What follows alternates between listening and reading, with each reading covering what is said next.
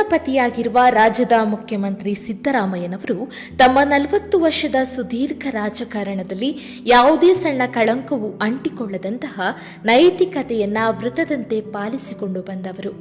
ರಾಜಕೀಯವೂ ಸೇರಿದಂತೆ ಸಾರ್ವಜನಿಕ ಜೀವನದಲ್ಲಿ ಕಾಣಿಸಿಕೊಂಡು ಅವರಿಗೆ ಮುಜುಗರ ಉಂಟು ಮಾಡಬಾರದು ಎಂಬ ನಿರ್ಧಾರಕ್ಕೆ ಬದ್ಧಳಾಗಿ ಬದುಕಿದವಳು. ನಾನೆಂದೂ ಮನೆ, ಆಸ್ತಿ, ಚಿನ್ನ, ಸಂಪತ್ತನ್ನ ಬಯಸಿದವಳಲ್ಲ. ಯಾವುದೇ ಕಾರಣಕ್ಕೂ ನನ್ನಿಂದ ಅವರ ರಾಜಕೀಯ ಜೀವನಕ್ಕೆ ಒಂದು ಸಣ್ಣ ಹನಿಯಷ್ಟು ಕಳಂಕ ತಟ್ಟಬಾರದು ಎಂದು ಎಚ್ಚರಿಕೆಯಿಂದ ನಡೆದುಕೊಂಡವಳು. ನನ್ನ ಪತಿಗೆ ರಾಜ್ಯದ ಜನತೆ ಹರಸುತ್ತಾ ಬಂದ ಪ್ರೀತಿ, ಅಭಿಮಾನಗಳನ್ನ ದೂರದಿಂದಲೇ ಕಂಡು ಸಂತೋಷ ಮತ್ತು ಹೆಮ್ಮೆ ಪಟ್ಟವಳು.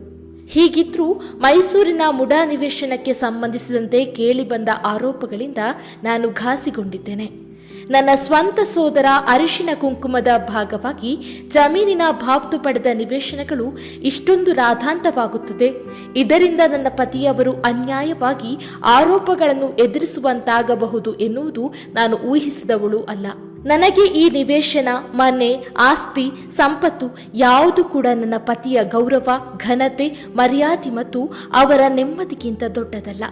ಇಷ್ಟು ವರ್ಷಗಳ ಕಾಲ ಅಧಿಕಾರದಲ್ಲಿದ್ದ ಅವರಿಂದ ಏನನ್ನು ನನಗಾಗಲಿ ನನ್ನ ಕುಟುಂಬಕ್ಕಾಗಲಿ ಬಯಸದೇ ಇದ್ದ ನನಗೆ ಈ ನಿವೇಶನಗಳು ತೃಣಕ್ಕೆ ಸಮ. ಈ ಹಿನ್ನೆಲೆಯಲ್ಲಿ ವಿವಾದಕ್ಕೆ ಕಾರಣವಾಗಿರುವ ಮುಡಾದ 14 ನಿವೇಶನಗಳನ್ನು ವಾಪಸ್ಸು ಮಾಡಲು ನಿರ್ಧರಿಸಿದ್ದೇನೆ. ಈ ಬಗ್ಗೆ ನನ್ನ ಪತಿಯವರ ಅಭಿಪ್ರಾಯ ಏನಿದೆ ಎನ್ನುವುದು ನನಗೆ ತಿಳಿದಿಲ್ಲ. ನನ್ನ ಮಗನ ಬಳಿಯಾಗಲಿ ನನ್ನ ಕುಟುಂಬ ಇತರ ಸದಸ್ಯರ ಬಳಿಯಾಗಲಿ ಇದರ ಬಗ್ಗೆ ನಾನು ಚರ್ಚಿಸಿಲ್ಲ.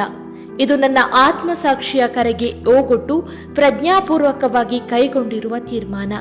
ಈ ಹಂತದಲ್ಲಿ ಇಂತಹ ನಿರ್ಧಾರಕ್ಕೆ ಏಕೆ ಬಂದಿರಿ ಎಂದು ಯಾರಾದರೂ ಕೇಳಬಹುದು. ಆರೋಪ ಕೇಳಿ ಬಂದ ದಿನವೇ ನಾನು ಈ ನಿರ್ಧಾರ ಮಾಡಿದ್ದೆ. ಆದರೆ ಈ ಮುಡಾ ನಿವೇಶನ ಹಂಚಿಕೆಯ ಆರೋಪವನ್ನು ರಾಜಕೀಯ ದುರುದ್ದೇಶದಿಂದ ಮಾಡಲಾಗಿದ್ದು, ಈ ಅನ್ಯಾಯದ ವಿರುದ್ಧ ಹೋರಾಡಬೇಕು, ಅವರ ಸಂಚಿಗೆ ನಾವು ಬಲಿಯಾಗಬಾರದು ಎಂದು ಕೆಲವು ಹಿತೈಷಿಗಳು ಹೇಳಿದ ಕಾರಣಕ್ಕೆ ನಿವೇಶನ ವಾಪಸ್ ಮಾಡಬೇಕೆಂಬ ನಿರ್ಧಾರವನ್ನ ಕೈಬಿಟ್ಟಿದ್ದೆ. ನನ್ನ ಈ ನಿರ್ಧಾರ ಅಚಲವಾಗಿದ್ದು, ಈ ನಿವೇಶನಗಳನ್ನು ವಾಪಸ್ಸು ನೀಡುವುದರ ಜೊತೆಗೆ ಮುಡಾಕ್ಕೆ ಸಂಬಂಧಿಸಿದ ಎಲ್ಲಾ ಆರೋಪಗಳ ಬಗ್ಗೆ ಸಮಗ್ರ ತನಿಖೆ ಮಾಡಬೇಕೆಂದು ಆಗ್ರಹಿಸುತ್ತೇನೆ. ಕೊನೆಯದಾಗಿ ಎಲ್ಲ ರಾಜಕೀಯ ಪಕ್ಷದ ನಾಯಕರು ಮತ್ತು ಮಾಧ್ಯಮ ಕ್ಷೇತ್ರದ ಬಂಧುಗಳಲ್ಲಿ ನನ್ನ ವಿನಮ್ರ ವಿನಂತಿ, ದಯವಿಟ್ಟು ರಾಜಕೀಯ ಕ್ಷೇತ್ರದಿಂದ ದೂರವಿದ್ದು ತಮ್ಮ ಪಾಡಿಗೆ ತಾವಿರುವ ರಾಜಕೀಯ ಕುಟುಂಬದ ಹೆಣ್ಣು ಮಕ್ಕಳನ್ನ ರಾಜಕೀಯ ದ್ವೇಷ ಸಾಧನೆಗಾಗಿ ವಿವಾದದ ಕಣಕ್ಕೆ ಎಳೆದು ತಂದು ಅವರ ಘನತೆ, ಗೌರವಗಳಿಗೆ ಹಾನಿ ಮಾಡಬೇಡಿ. ಇಂತಿ ನಿಮ್ಮ ಪಾರ್ವತಿ.